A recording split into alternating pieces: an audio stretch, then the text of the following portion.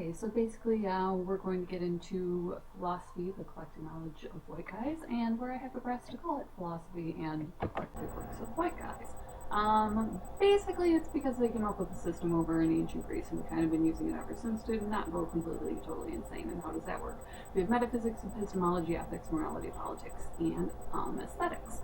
Metaphysics being what's out there, epistemology being how do we know it, ethics being what should I do, morality being what should we do, politics being how do we use force, and aesthetics being how to keep it all beautiful. Why is this important? Why does it keep working? Well, it has a little bit something to do with the fact that all of this inadvertently caused the atom bomb, but thankfully it's all held us back out of it as well. We have the two Bohrs and Einstein who got together and came up with something along the lines of E equals mc squared, that part largely being Einstein, which he actually ironically got wrong because it's E equals mc cubed, which I would be more than happy to argue about. And the two Bohrs, ironically father and son, came up with two different quantum theories, one being that everything's made up of photons, the other one being that everything is made up of waves, and essentially this launches us into the fourth dimension where time is a factor. Shocking but true. Basically, the reason that they came up with this whole thing is because they were forced to make the atom bomb in response to this crazy little group called the Nazis. Now, the Nazis, the result of the Nazis was the Nuremberg trials, which got our ethics back on track a little bit, with the exception of possibly Milgram. But during that time, we also came up with Maslow, who balanced for politics in approximately 1943 by coming up with his hierarchy of needs. That basically put aesthetics back on top, as we as human beings were supposed to be beautiful, and we worked on that by our ethics, morality, our politics, our use of force, which was based on our metaphysics and our epistemology, which is basically what do we know and how do we know it. So, Milgram, and why was he so bad? Milgram basically came up with a sociological experiment in which we shocked bodies that we thought were dead, and almost 100% of all people would shock up to that point, and strangely, after the experiment, 100% of all of them agreed that they were happy to be a part of the experiment, which is more than a little alarming. How does this sort of thing happen? Well, there is a concept called dysphoria. Now, dysphoria is very interesting. It's a disconnect between yourself and reality.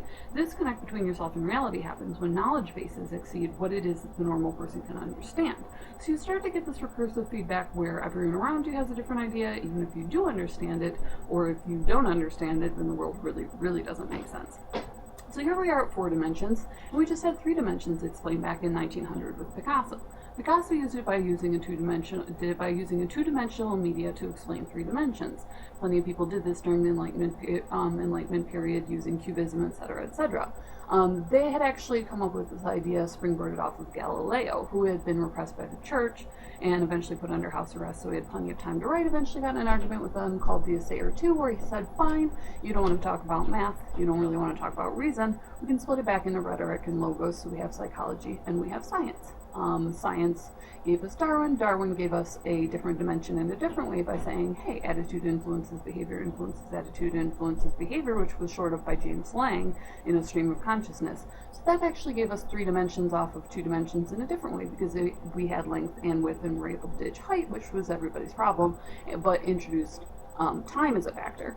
So back around Galileo's time, why was the church doing what they were doing? Well, we had a lot of war, similar to what happened in the wake of the atom bomb, because people were experiencing this dysphoria again. They were not ready for 3 dimensions, they were ready for 2 dimensions. Everything looks like a picture. I think there was someone named Russell who came up with this idea that we can't know anything because everything is actually not real.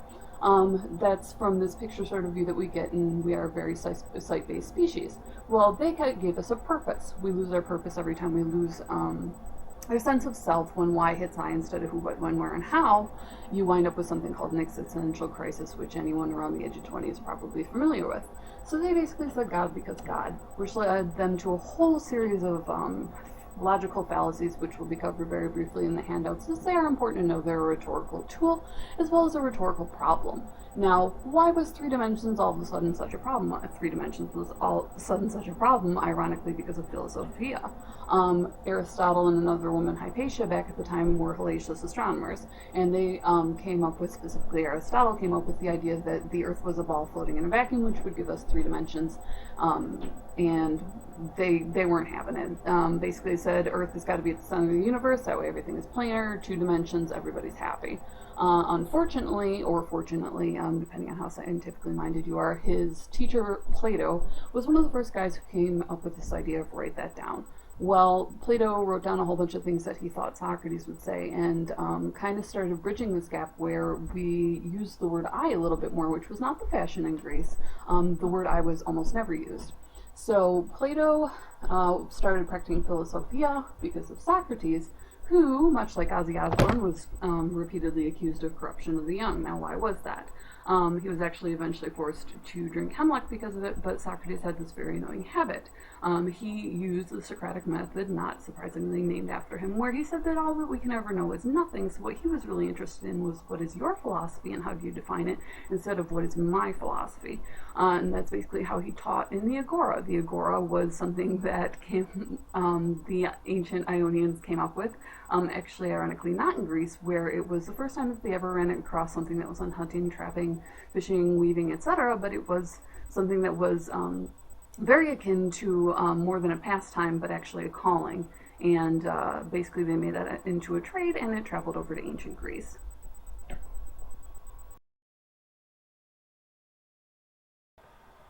So the big takeaways from this is that math is not logos. These are two completely different things, although the one is a closed system, that being math, and the other struggles to be a closed system, that being logos as opposed to rhetoric, which doesn't appeal directly to the masses or to people. The second part of this is write that down, which gives us parallax, which is actually something that astronomers do. They measure our stars from one side of the Earth and the other in order to give us the sort of thing that we do when we're driving, which is depth perception. We do this with reference to time now. As far as theory, math and theory, it's a gating system to expand on math. You have math theory, and that allows you to expand by using different formulae and pointing you in the correct direction. With science, it's the other way around because of pauperism.